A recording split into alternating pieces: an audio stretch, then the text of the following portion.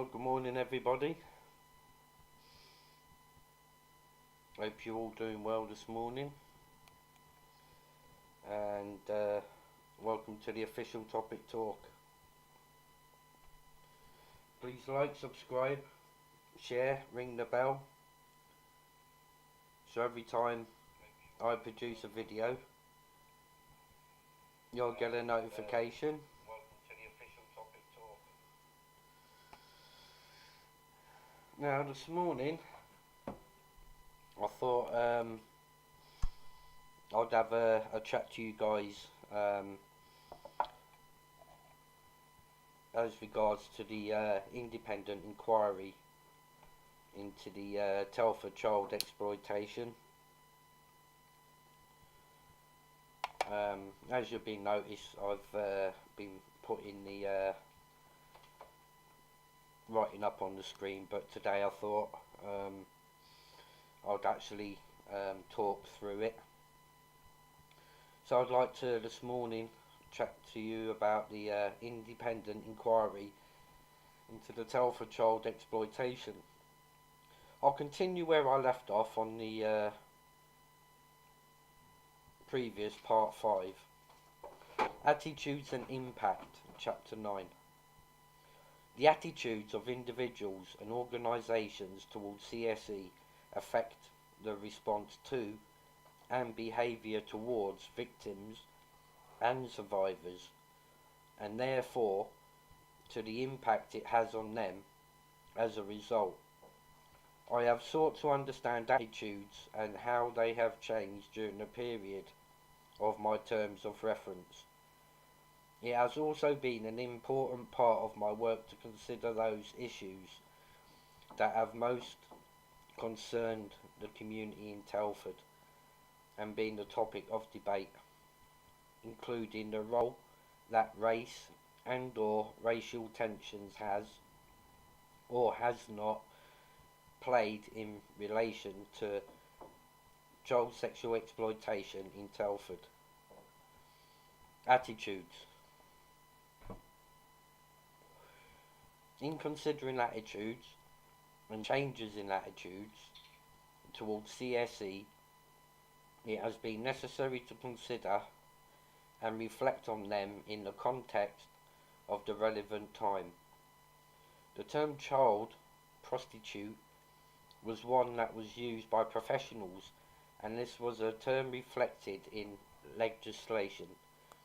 Indeed, it was not until 2015 that the Serious Crime Act 2015 acted so as to remove all references to child prostitution from the 2003 Act. In order to reflect the true nature of these activities as sexual exploitation, although the terminology used by professionals and safeguarding agencies had already begun to change before this point, the context and how it has evolved is explored in more details in Chapter 9, Attitudes and Impact.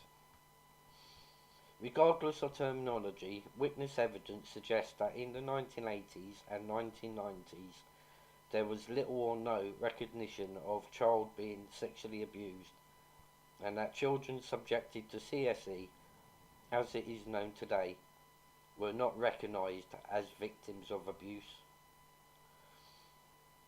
The evidence suggests that from around the mid to late 1990s, professionals in Telford had started to identify trends and patterns of behaviour and criminal offending, which raised concerns which we now understand to be CSE.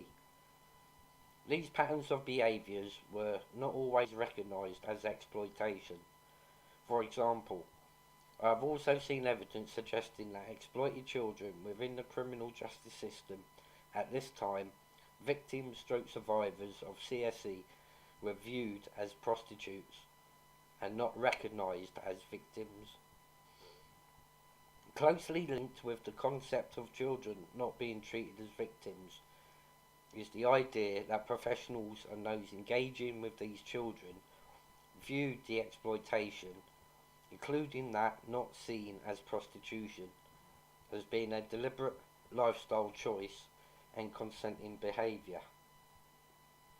I have seen an enormous amount of evidence which does indeed suggest that in the 1990s the children were considered to be making poor choices. A police witness told the inquiry, "I think the perception was it was a lifestyle choice on behalf of the girls, that in a year or two they'll be over the age, they can go off and do whatever they want. They'll be adults and beyond the control of their parents."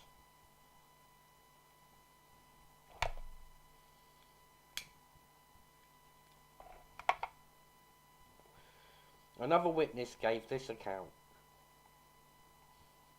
"I think at that time the attitude was that it was like a lifestyle choice. These girls had chosen to go with, I don't know, bad boys, if you like, because of the excitement of all that, and that may well have been true to some extent. But it wasn't until later on, I think, when attitudes did start to change, that we realised they weren't actual prostitutes. It wasn't something that they'd chosen to do at any one time because, well, they couldn't have made that choice really. Ideas of prostitution and lifestyle choices endured in the early days of the 21st century. There is some evidence that these attitudes continued to exist in 2007, 2008, with one police witness saying that at this time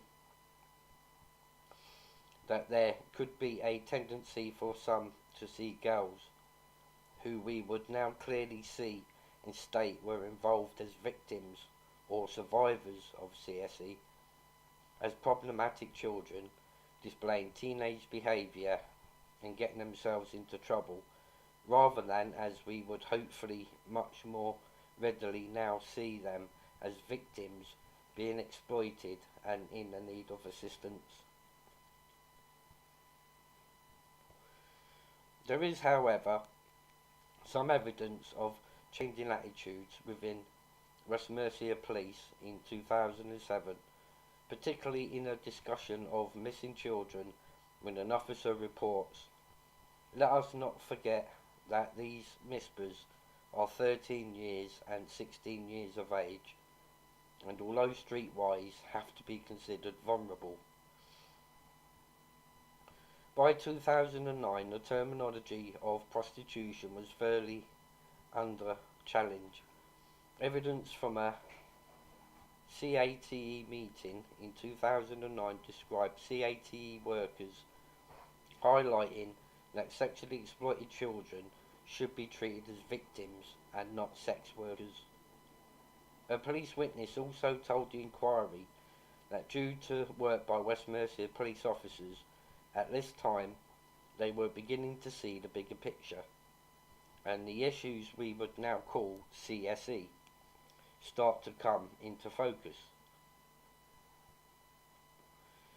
This was around the time that West Mercia Police began undertaking joint working with the Council's CATE team, and that West Mercia Police stated to turn around the thinking to find ways to support the children as victims and to find ways of actually tackling the offenders. Despite these positive signs, other material shows that the lifestyle choice attitude still existed in 2009. I have seen notes of a police officer's view. Child has no credibility. Very often it is her word against the perpetrators, and very often she does not cooperate, believes she is making life choices. There are never any witnesses or third parties.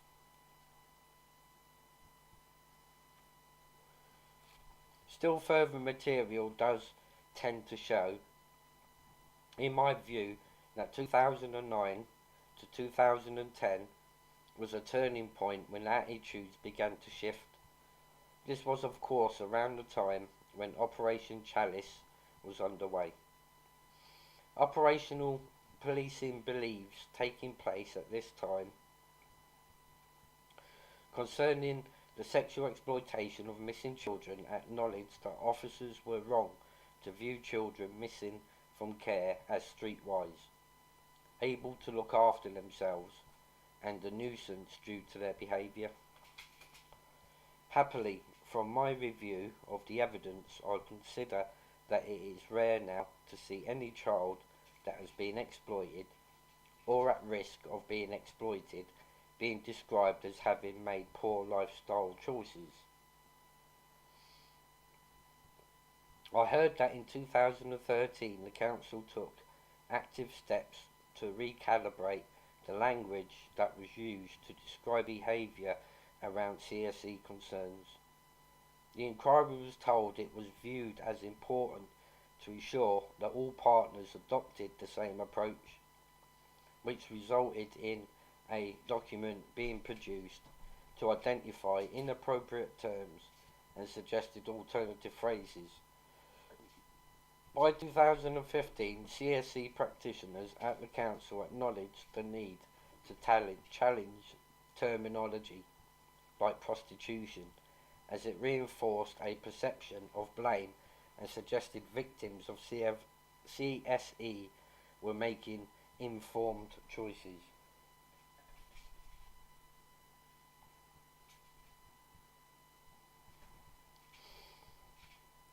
There is no doubt in my mind that the early perception towards victims of CSE and them having made poor choices led to an attitude of victim blaming. This must have been extremely distressing for those children being exploited. I do not, however, consider that I can blame individuals for the attitudes displayed at the time, particularly for the early period, or at least not in all cases. Societal views to a large extent influence those attitudes, and most of the evidence I've seen shows that there was a general view from professionals, the public, and even family members that here was a child that was acting out or being a rebellious teenager.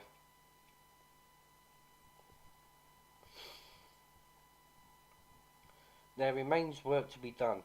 I have seen more recent police evidence of an unacceptable and quite frankly offensive attitude towards CSE victims, with disparaging language being used. I have not, however, found the use of this language to describe victims of child sexual exploitation to be commonplace.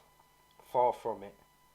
But as I reflect in Chapter 3, the Council response to child sexual exploitation in Telford, work still needs to be done on ensuring that victim blaming language is not inadvertently used, as it can corrupt thinking and response. Attitudes to victims and survivors as parents.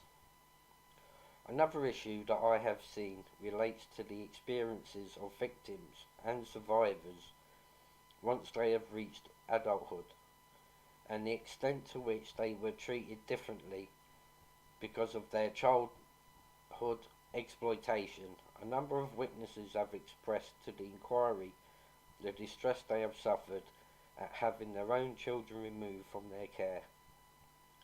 The issue that arises in relationship to attitude is less about the fact that children were removed and more about the assumptions that may be made by professionals in relation to the parenting ability of those individuals that have been subject to exploitation in the past.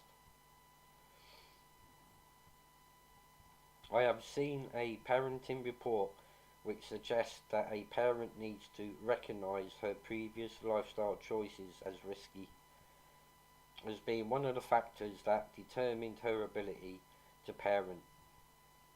This obviously not only perpetuates victim blaming into adulthood, but also brings consequence for a victim stroke survivor's failure to recognise personal responsibility where there was, in reality, no personal responsibility for being exploited. Without reviewing the council case files in relation to the individual children that have been removed from parental care, which is beyond my terms of reference, I am unable to say whether decisions taken in that respect were fair or justified. But these two issues arise from this. First, it is incumbent upon the council to understand its own attitudes and those of its staff. The council should consider those decisions to establish whether any pattern is apparent, to consider the reasons, and to make any such adjustments to future policy as it necessary to ensure that no unconscious bias has been or will be applied. And second, therapeutic support.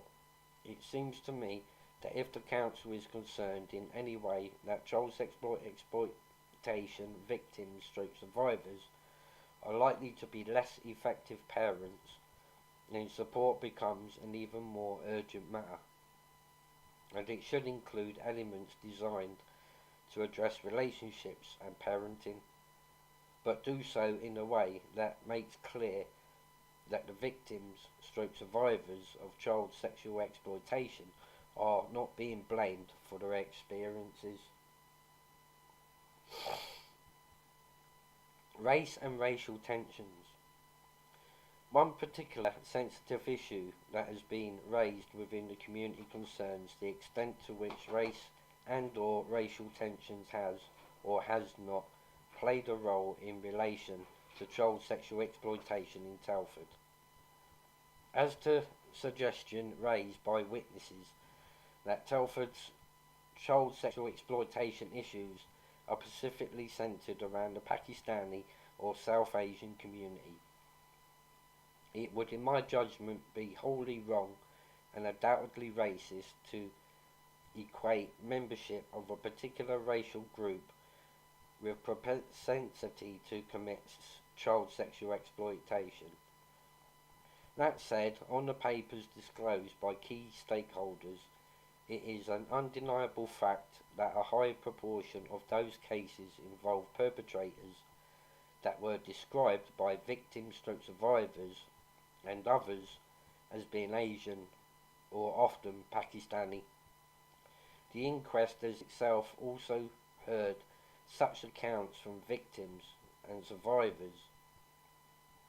In considering the evidence, and in particular the disclosed material, I have been cautious not to infer too much from names, which may indicate wider geographical background and indeed religious heritage, but are wholly unreliable indicators of national background and, in particular, religious belief. Even bearing that in mind, however, the evidence plainly shows that the majority of child sexual exploitation suspects in Telford during my term of reference were men of Southern Asian heritage, including all the men convicted in Chalice and Operation Delta and Epsilon. No perpetrator of child sexual exploitation has volunteered evidence to the inquiry. There is no evidence to assist me in determining why they committed acts of sexual exploitation, but I regard it as important to consider whether there were any circumstances which might have led perpetrators within the Asian community to feel they could act, as I consider they did, essentially with impunity.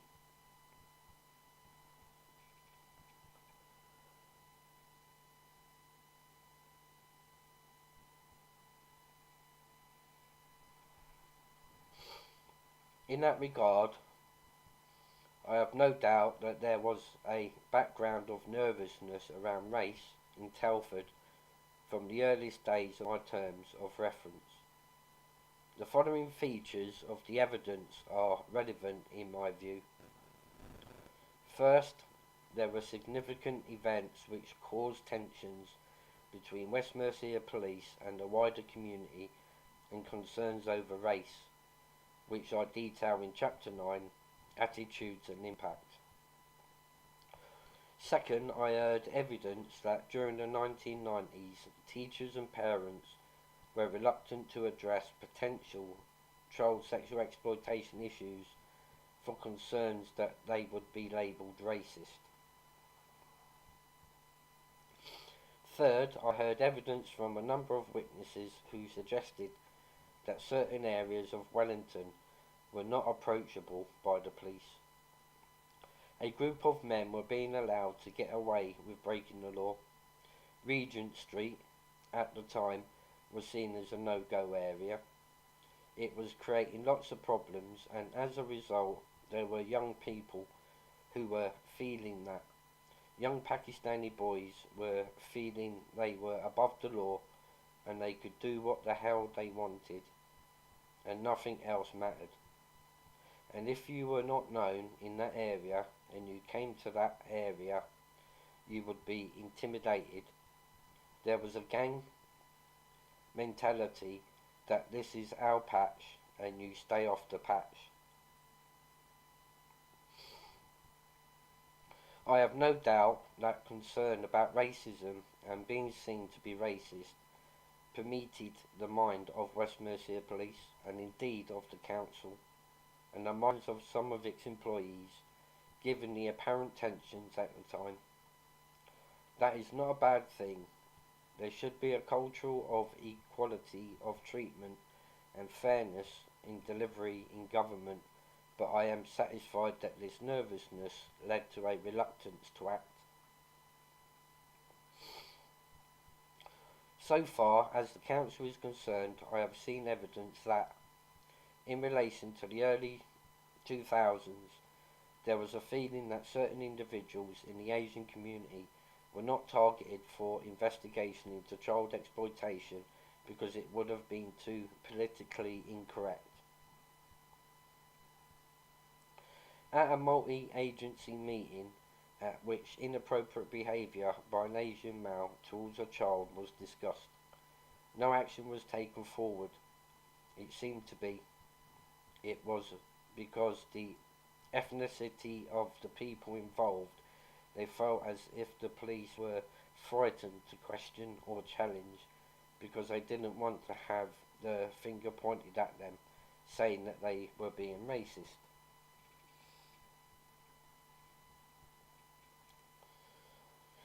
Between 2006 to 2008, senior management within the council were concerned that allegations of Asian male involvement with child sexual exploitation in Wellington had the potential to start a race riot.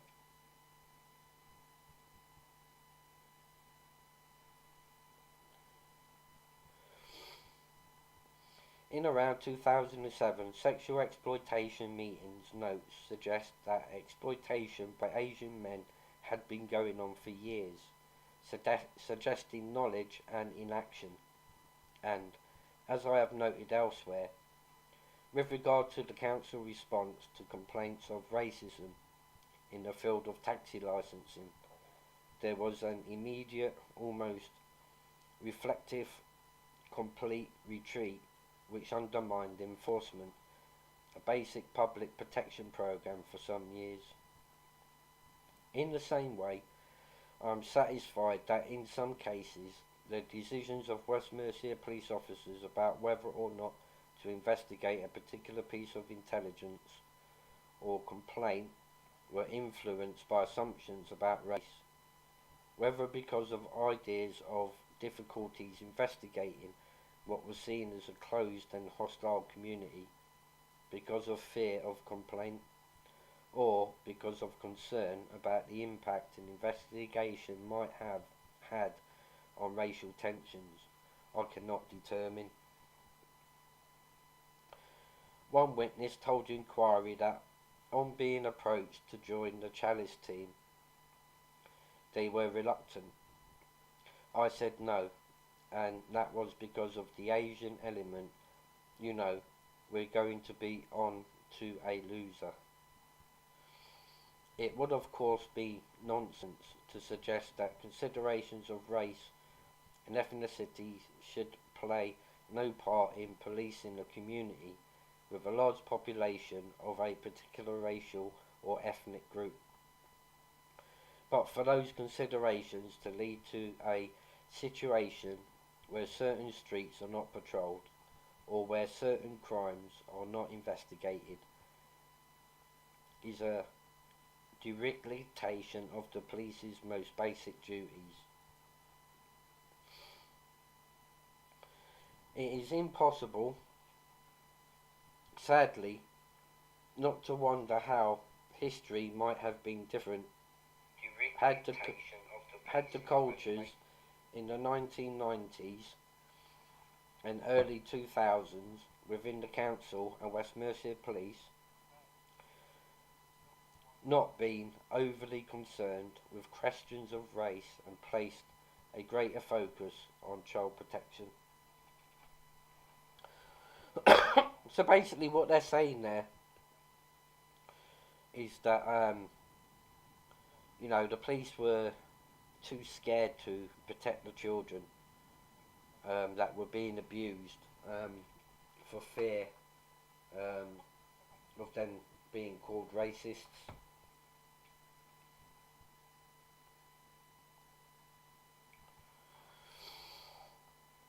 Impact. Our attitudes influence our behaviour, and our behaviour affects others. Child sexual exploitation has a long-standing impact on the self-esteem and confidence of victims and survivors, and it is destructive to family life. Friendships suffer, and forming relationships often become difficult. Education and employment are marred. Lives are changed irreversibly. I have read documents and witness evidence that describe the grief and trauma caused by child sexual exploitation and the impact that it has.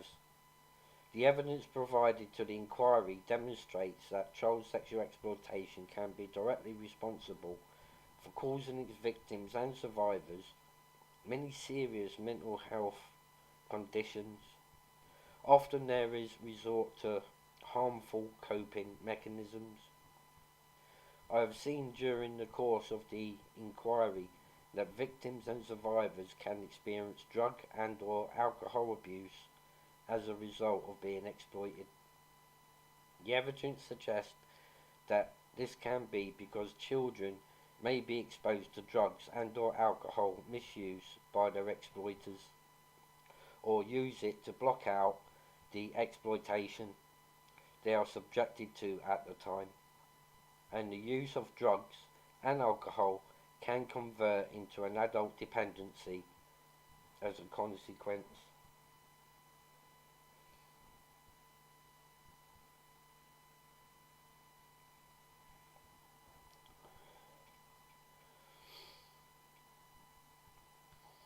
I have read other harrowing evidence providing details of self-harm, where children have choked themselves, strangled and cut themselves. The evidence shows that misplaced guilt, shame, and a feeling of helplessness experienced by victims and survivors can lead to self-harm and thoughts of suicide.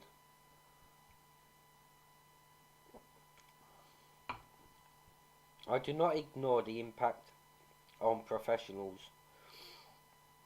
A clear theme of my findings is that the child sexual exploitation responses of key stakeholders was driven by professionals who, though often not tasked with a child sexual exploitation related role, nevertheless took on responsibility because they were not prepared to stand aside while children suffered.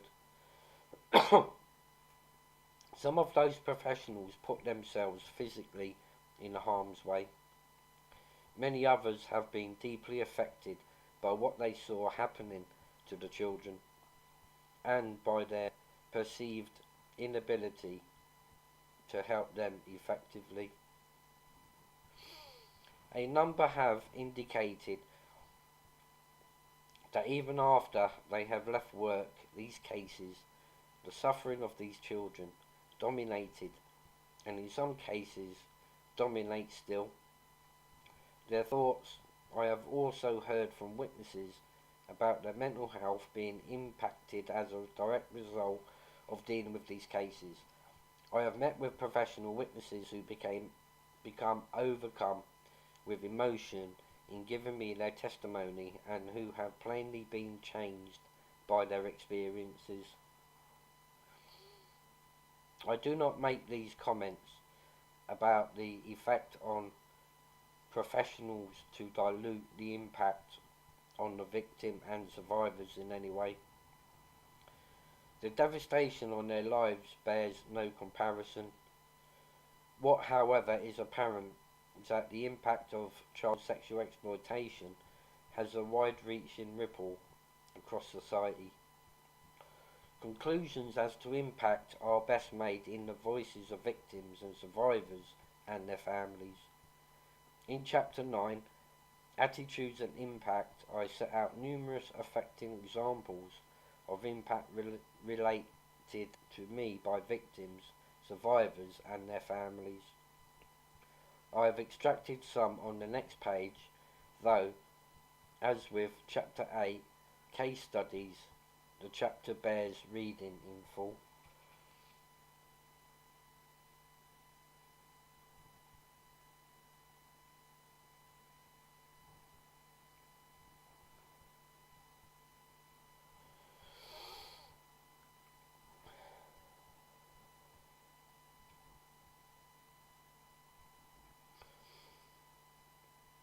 The independent growing. Yes, I suppose I would say I'm less fortunate. Other people might argue differently. You know I'm still here. But ultimately it's been a fine line for me not to do so because my life will always feel like a half-life. My life, because of what happened and the level of abuse that occurred over so many years, will never feel quite whole, and that's where we leave victims of child sexual exploitation.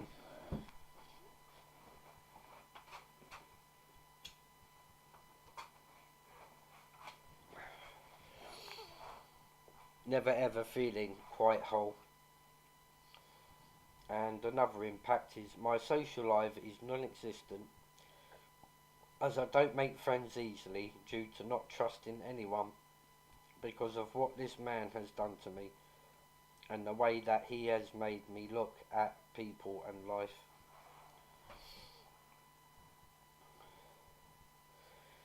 These seem like statements after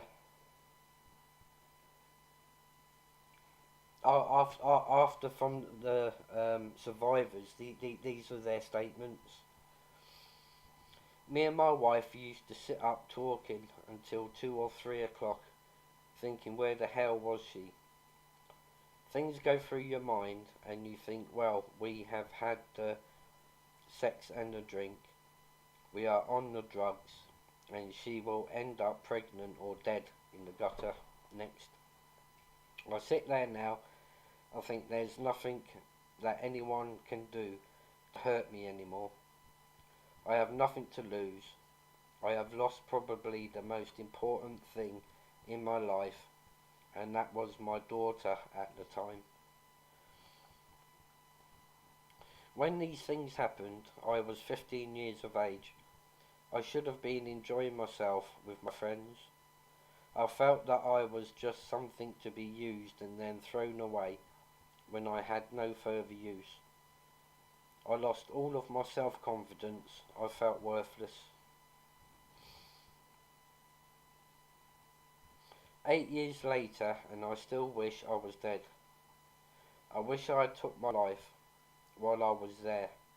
The last 8 years of my life weren't worth what I went through. When I allow myself to look back into the shadows of my childhood, I see not the laughing faces of happy family gatherings and holidays. I can't seem to see past the hollow eyes and shrunken face of my mother, whose body and mind had been overtaken by depression and anxiety. She worries too much, and I wish I never let my mum find out and just kept it to myself. I have missed several years of this, her child's life, as I have felt that I have not been able to bond with him in the right way. Now, there, the impact statements made by some of the survivors of the child sexual exploitation, and from what I've just read out, you can understand that um, what they've had to endure, um, in their life of going through. This is how they feel now. This is why I say, sentencing guidelines need to change. The perpetrators, they need to start getting life sentences, because, you know, just listening to what I've just read out there, the impact statements, these survivors, are gonna suffer for the rest of their life because of what these perpetrators have put them through. The law needs to change. And I'm all for the life sentence for, um, people that are gonna sexually exploit children. 8 years, and they're out in 4 years, but the survivor, you know, has to carry it for the rest of their life.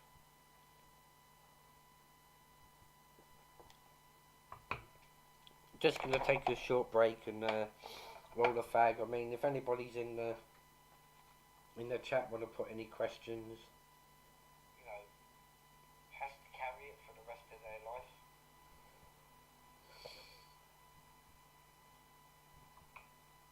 Just gonna take a short break and roll a fag. I mean, if anybody's in the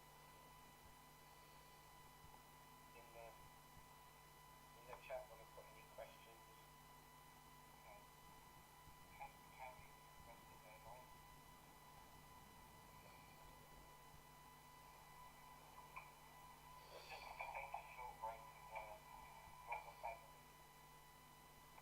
Hope the audio's okay for you guys.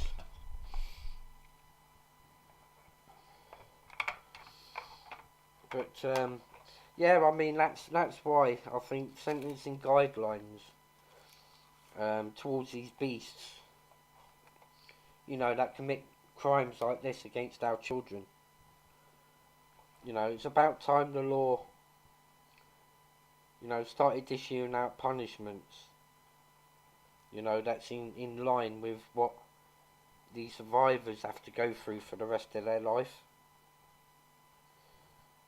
And I'm a strong believer, whereas a child's life's been taken away from them, they still go through nightmares, even through their adult life, because of what these horrible Pakistani Muslim grooming gangs have done to them over the years. I strongly believe the guidelines sentencing wise need to change. It's about time government, it's about time the law, politicians, judges, solicitors, understand,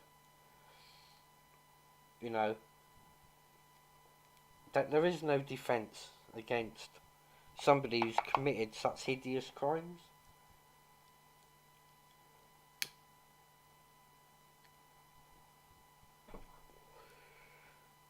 The laws need to change, drastically.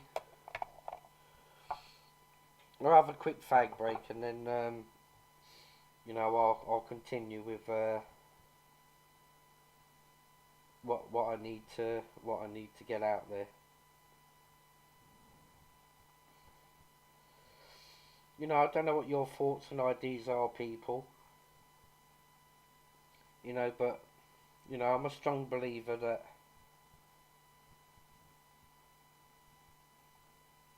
sentencing guidelines need to change.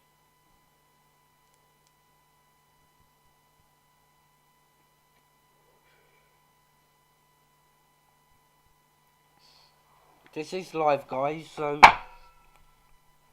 this is live. So if you wanna put any questions in the comments, and go ahead and well, I can't see them directly off the screen because I've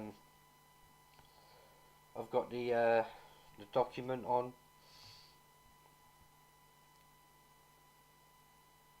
I've got the document on the screen, but I can see comments on the phone, so that's okay.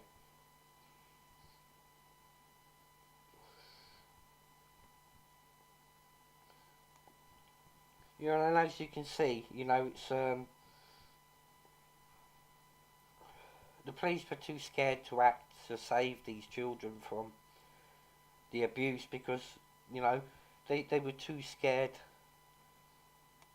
to do anything because of being called racist, as you've read from and heard from the report. Shocking. But this is how these people are. They use intimidating tactics, and for the police to say going into a no-go zone, I mean, that's just ridiculous. Where's the protection for these children?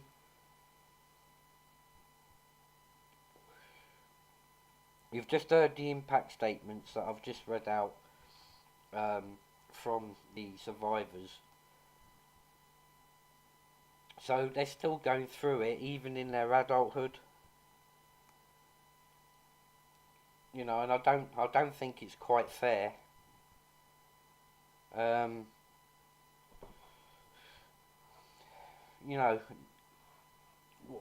West Mercia Police, they certainly got a lot of learning to do from this. And hopefully they're going to learn, from their mistakes of the past.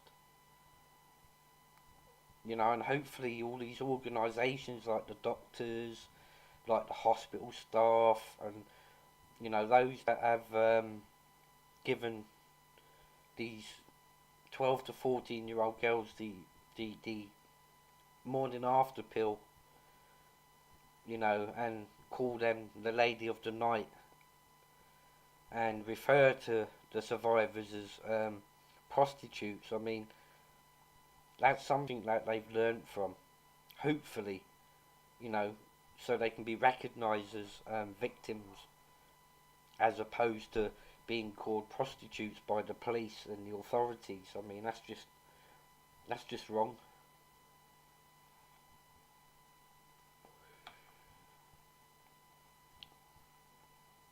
But let me continue.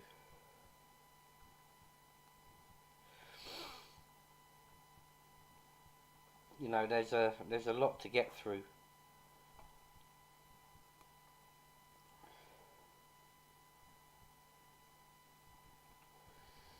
But I thought it'd be easier now if I do it into so I can talk about this, live on my videos.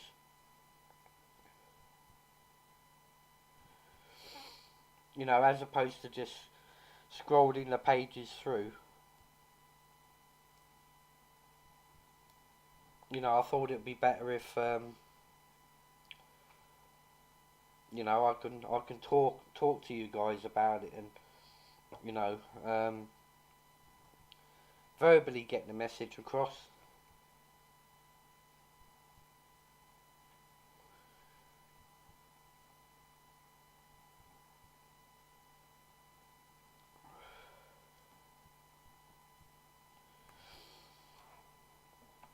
Now the next part is the recommendations and the overview of the recommendations.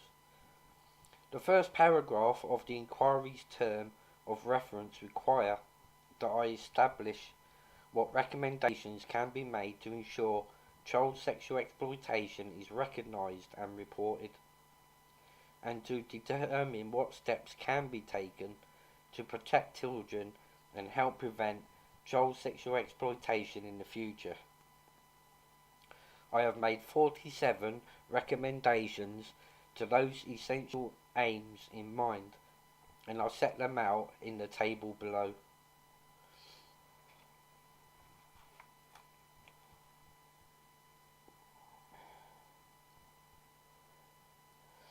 Danny Jones hoax police. No, it's not the Linden report. This is the independent inquiry findings into the Telford child sexual exploitation report. I'm just going through it over the next month. I mean, there's 5,000 pages, Danny. So I've got a lot to get through, and I'm basically reading through the report.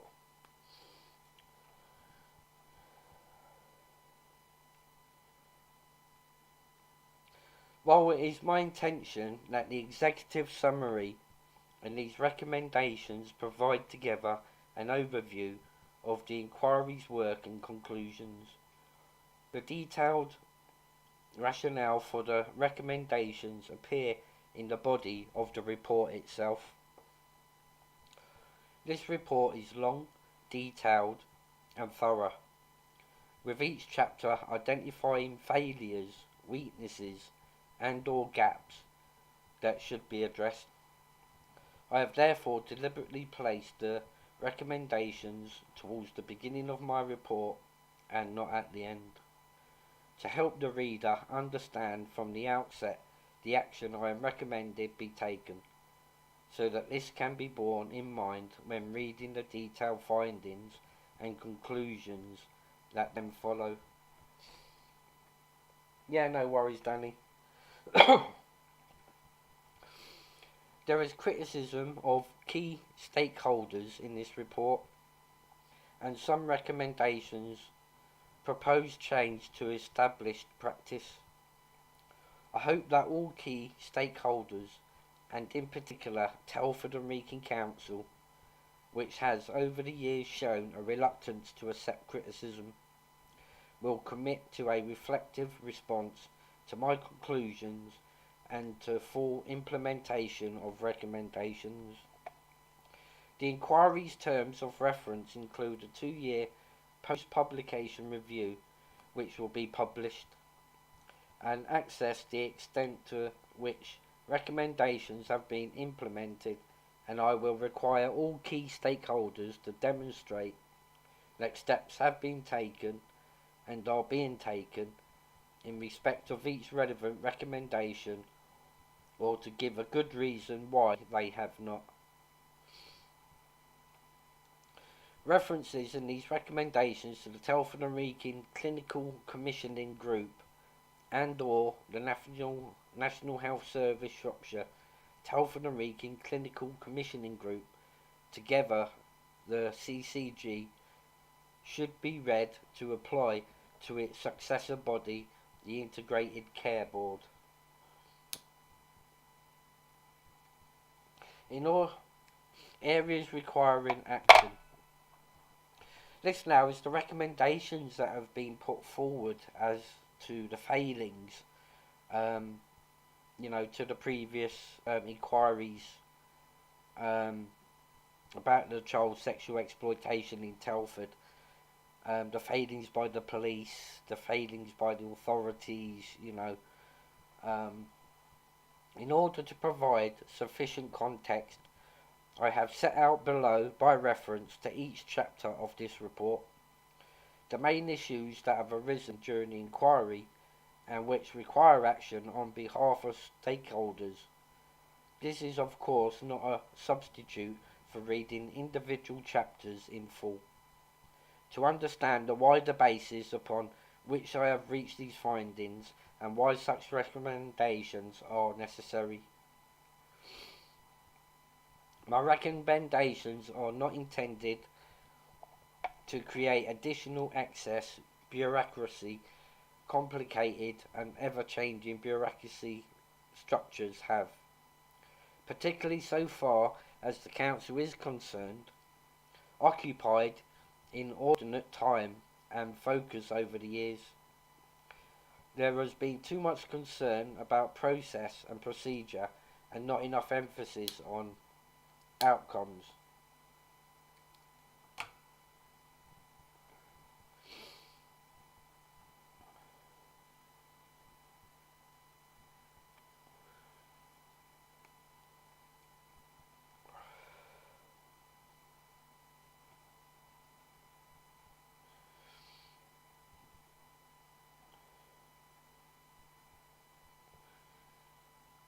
Independent inquiry, Telford child sexual exploitation, recommendations, children. That being said, I do propose a new structure to oversee the collection of data relating to the incidence of child sexual exploitation and the purpose of key stakeholders. My purpose in that primary recommendation, as in all others, is to ensure that child sexual exploitation is recognised and reported and that children are protected in the future. Data collection and statistical analysis relating to child sexual exploitation, chapters 2, 3, 4, 5 and 7. In chapter 2, I deal with data collection and statistical analysis relating to child sexual exploitation insofar as this has been used to determine the nature, patterns and prevalence of child sexual exploitation in Telford.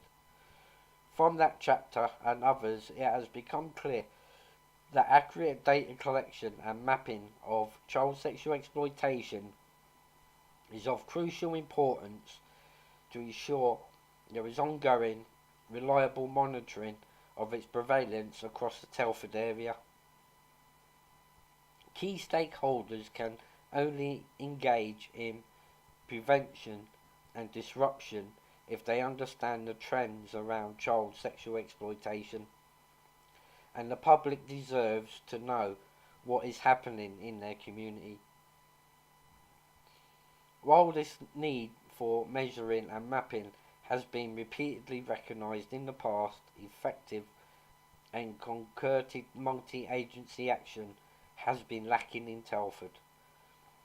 To this end, I have made specific recommendations below relating to the formation by key stakeholders of a joint child sexual exploitation review group. I am not prescriptive as to the name, which will collate data from individual agencies and publish an annual report setting out incidents, trends and key statistics relating to child sexual exploitation. I expect the first of these reports to have been published within 18 months of the date of this report, so as to allow me access whether child sexual exploitation is in decline in Telford by the time of my 2-year review. I hope that by adopting these recommendations, those key stakeholders will together be able to provide the public with an ongoing, reliable and contemporary picture of child sexual exploitation in Telford.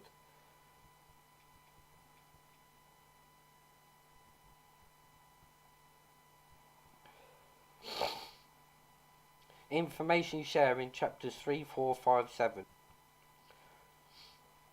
In the similar vein, it has been clear to me that across all stakeholders there has been, to a greater or lesser extent, insufficient and ineffective information sharing. Indeed, the Council has accepted that there has been concern around data sharing. This reflects a general theme throughout the inquiry's work of a nervousness about sharing of information, which has made practitioners in many agencies uncertain about when they should not share information and when they must. In particular, ideas of confidentiality have led to plainly relevant and important information not being shared in some cases, and to the seeming difficult position that information should not be shared. I consider that this situation is unlikely to have improved following the relatively recent introduction of new data protection legislation. It is crucially important that practitioners who have safeguarding responsibilities understand the principles underpinning information sharing and how this interacts with current data protection legislation. As a result, I have made a general recommendation that key stakeholders commit to immediate implementation of repeating information sharing training programs.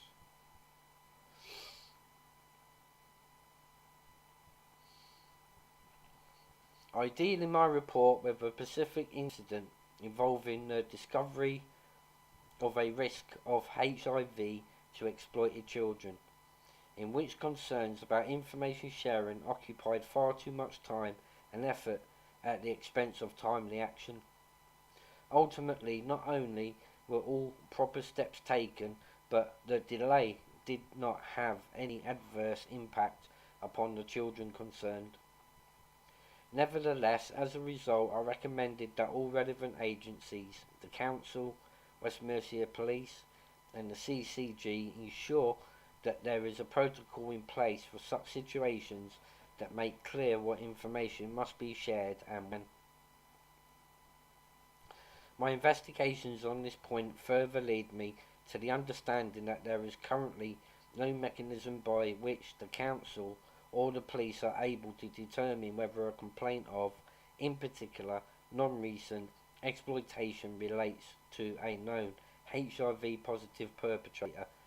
I further recommend that the relevant agencies consider how this obvious and concerning gap can be addressed.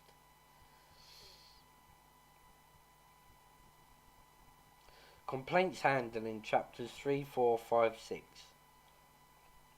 A recurrent feature of the cases I have examined, spanning many years, is that parents of exploited children often feel helpless and without support. That has led to complaints which have not always been dealt with well. I have made separate recommendations with regards to the provision of support, but it would be unrealistic to think that will eliminate complaints. Furthermore, complaints are a valuable resource for key stakeholders in terms of assessing the effectiveness of the service they provide, and for the public in assessing the quality of the service they receive.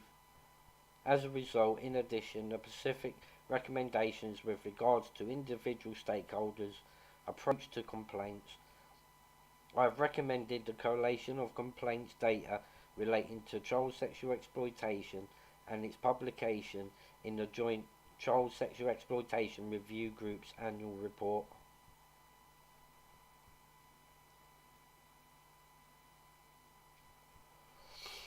Training. While I have made specific recommendations as to the way in which the CCG should disseminate guidance and training based upon the evidence I have heard about the current methods of delivery, I make these observations generally in respect of all the recommendations below, which go to the issue of training. Training is not effective when it is the mere dissemination of information. Distribution of a leaflet or uploading a talk is not enough. Effective training needs engagement, testing, and above all monitoring of its application to embedded practice, and I have recommended that details of the relevant training undertaken by each stakeholder be included in the joint Child Sexual Exploitation Reviews Group Annual Report.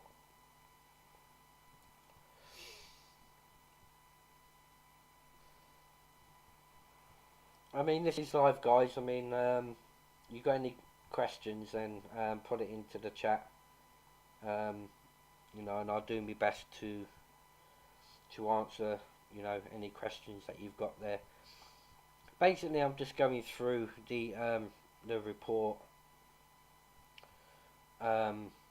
just to recap that, you know, the police failings into helping the survivors was all down to the police being scared not to be seen as being racist. You know, but that's their biggest failure, because, you know, regardless of whether you're going to be seen as being racist or not, I mean, there was children that were suffering, you know, at the hands of these perpetrators. And I think it's ironic. You've also heard some impact statements from some of the survivors on how they actually feel, like today, in today's world now, they've gone into adulthood, it's still affecting them. And it will always still affect them, you know, going into adulthood. Because of the extent of the abuse, you know, that they suffered at the hands of the Pakistani grooming gangs here in Telford. Now we're on to the Council, Chapter 3. I have already referred to my finding that the Council's approach over the years has been essentially defensive.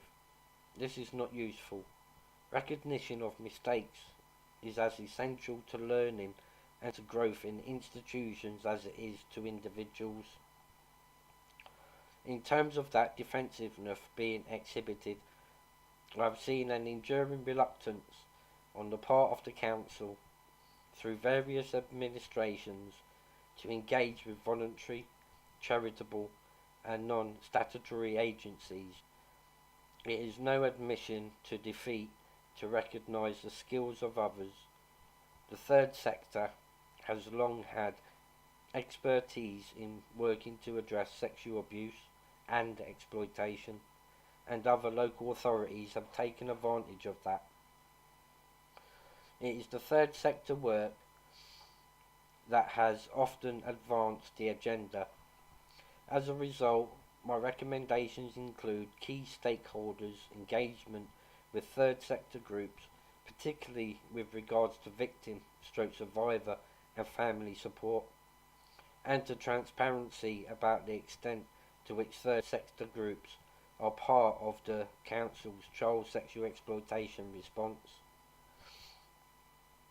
The Council's children abused through exploitation teams survival has been precarious for most of its existence.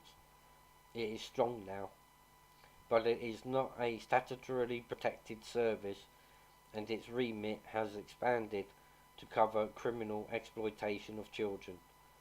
In order to ensure the CATE team's ongoing strength, I recommend that the Council should commit to its continued existence, to ring-fencing its resources, and to preservation of current budget, practitioner numbers and workloads.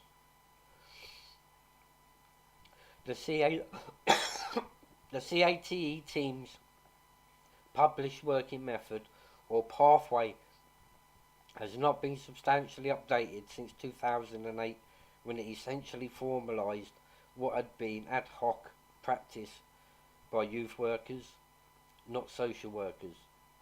The Council has told inquiry that since 2016 the CATE response has been more flexible, allowing fluid interaction between CATE and safeguarding processes, but it is not currently clear how the two work together.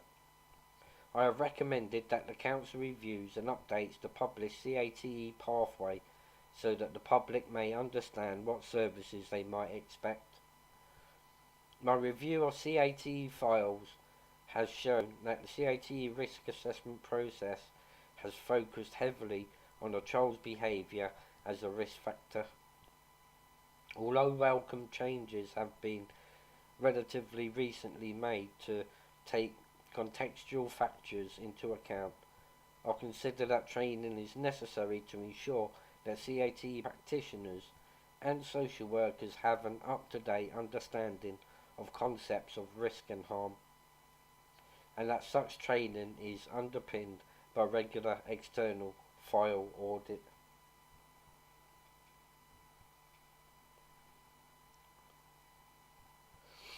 In order to foster a culture of openness and learning, it is necessary for the Council to recognise and admit mistakes. In this regard, I have made recommendations as to dealing with complaints. The system should be reviewed and comprehensively complaints procedure for child sexual exploitation to be published and made readily available. The Council should be watchful to ensure that people are able to complain. There should be signposting to support in making complaints, and practitioners should be able to identify complaints or feedback from service users which suggest cause for concern. All child sexual exploitation complaints should be centrally recorded and the results of complaints published in a suitable form.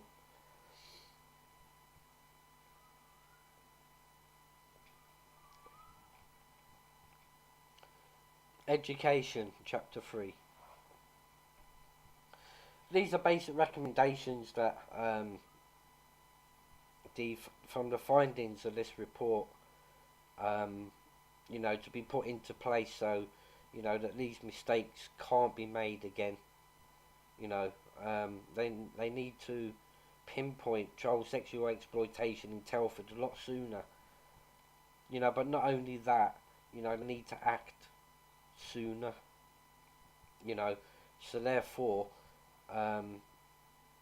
there'll be more perpetrators that will come to justice and go to jail. So the survivors can have some closure. I've made recommendations relating to schools and colleges. These recommendations should be understood to apply to schools and colleges as specifically within Telford and Wrekin. However, their income is sourced. The recommendations should be considered within the overall framework and context of keeping children safe. In education, the statutory guidance for schools and colleges published by the Department for Education most recently in September 2021.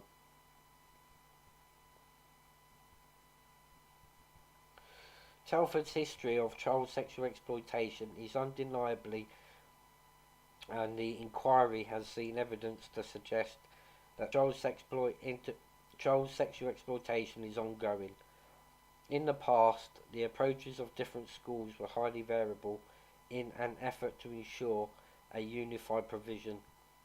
I recommend that all schools and colleges commit to training teachers and staff in child sexual exploitation awareness, and that there are programs of child sexual exploitation awareness for pupils, including some primary pupils, and for parents.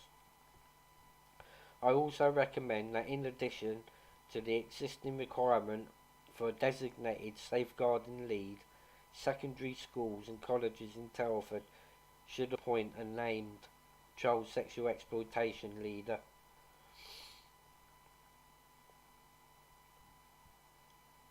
In the past, teachers and school staff have been reluctant to share information regarding children thought to be sexually exploited, in addition to recommendations regarding information sharing training. I recommend that secondary schools and colleges prepare and share with the CATE team a list of children thought to be at risk of child sexual exploitation and a mapping report to identify potential hotspots of exploitation.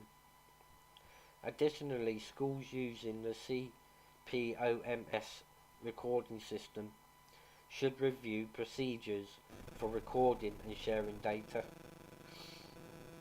On the evidence I've seen, school and college site security has been a problem. Over many years, with unauthorised access onto school and college sites being widespread and children going missing from school, I recommend that schools and colleges immediately review site security, which the evidence has shown to be a long-standing concern.